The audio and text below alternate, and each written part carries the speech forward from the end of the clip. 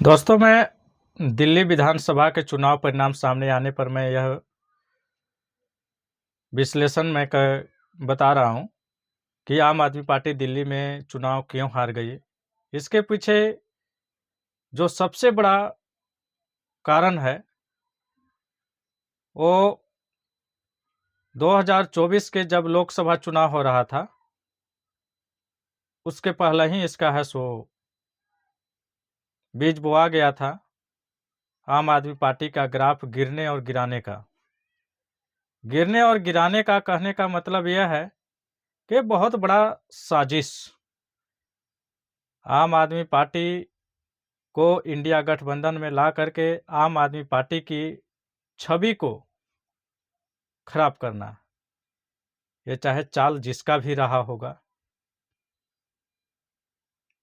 आम आदमी पार्टी को किसी भी सूरत में कोई गठबंधन में नहीं जाना चाहिए था, चूंकि देश के जनता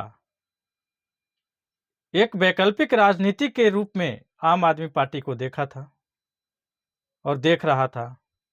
बहुत बड़ी उम्मीद पाल करके रखे थे पूरे देश की जनता कि देश में एक बहुत बड़ा क्रांतिकारी परिवर्तन होने वाला है। लेकिन आम आदमी पार्टी इंडिया गठबंधन में जा करके वो सपने को चूर चूर कर दिए। यह बात मैं इसलिए कह रहा हूं कि इंडिया गठबंधन में जाने के मतलब आम आदमी पार्टी मतलब कांग्रेस, कांग्रेस मतलब आम आदमी पार्टी देश की जनता के मन में बैठ गया और वहीं से आम आदमी पार्टी को ग्राफ गिरने लगा। मुसीबतें तो आते ही हैं, कोई भी काम या कोई भी क्षेत्र में मुसीबत का आना जाना होते रहता है। ठीक है, अरविंद केजरीवाल के साथ है सो मुसीबत आया था, राजनीतिक मुसीबत आया हुआ था, उनको घबराना नहीं चाहिए था।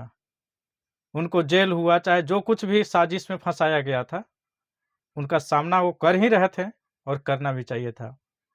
लेकिन इंडिया गठबंधन में नहीं जाना चाहिए था। जो जो क्रांतिकारी पार्टी उभरा और कांग्रेस के साठ गांठ में गया, उसका ग्राफ गिरना या समाप्त होना, जो भी कहा जाए, देश के इतिहास में ऐसा कई बार हुआ है। तो अरविंद केजरीवाल जी का पहला गलती इंडिया गठबंधन में जाना। इंडिया गठबंधन में गए, साथ साथ मिलकर के हसो लोकसभा का चुनाव लड़े,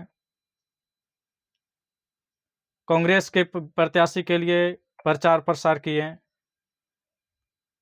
तो देश की जनता तो समझ चुकी कि कांग्रेस और आम आदमी पार्टी में कोई अंतर नहीं है, कि बहुत बड़ा नेगेटिव पूरे देश में फैला। लोकसभा में आप हैं सो उनका हैं सो प्रचार कर रहे थे और विधानसभा में वही कांग्रेस आपका है सो झोली भर भर के है सो दुष्प्रचार किया। ये बहुत बड़ा आपके लिए है सो खराब कहा जाए आम आदमी पार्टी के लिए। और यही कारण है कि दिल्ली के जनता ने एक तरफा वोट कर दिया बीजेपी को। नहीं तो बीजेपी दूध का धुला हुआ पार्टी नहीं है। जितना करप्ट पार्टी बीजेपी है, जितना खराब पार्टी बीजेपी है, ये सब बातें मैं इसलिए कह रहा हूं कि देश में बीजेपी और कांग्रेस ही दो ही पार्टियां तो राज कर रही है और करते आ रहे हैं। लेकिन न बीजेपी देश की शिक्षा व्यवस्था, कानून व्यवस्था, न स्वास्थ्य व्यवस्था को सुधारा, न कांग्रेस सुधारा। अगर सुधारने की कोशिश किया था तो अरविंद केजरीवाल ने किया था, जो कि शिक्षा को भी सुधारे, स्वास्थ्य को भी सुधारने का कोशिश किए। कोशिश ही नहीं किए, करके दिखाए। जितना उनका अधिकार क्षेत्र में था, उन्होंने बहुत हद तक काम किया। आज में बीजेपी देश पर राज कर रही है, लेकिन आप सरकारी स्कूल को उठा करके देख लो। सिर्फ दिल्ली देखना क्या है, पूरे देश के सरकारी स्कूल को देखो, क्योंकि वो देश के प्रधानमंत्री है ना। तो देश के शिक्षा व्यवस्था दिल्ली जैसा किसी भी राज्य को दिखा दे मैं मान लूंगा। क्यों नहीं ऐसा हो रहा है? स्वास्थ्य व्यवस्था पूरे देश में है सो चरमराया हुआ है, क्यों नहीं सुधार हो रहा है?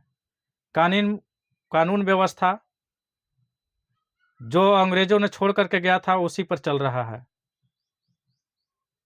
अंग्रेज चले गए लेकिन अंग्रेजियत नहीं गई।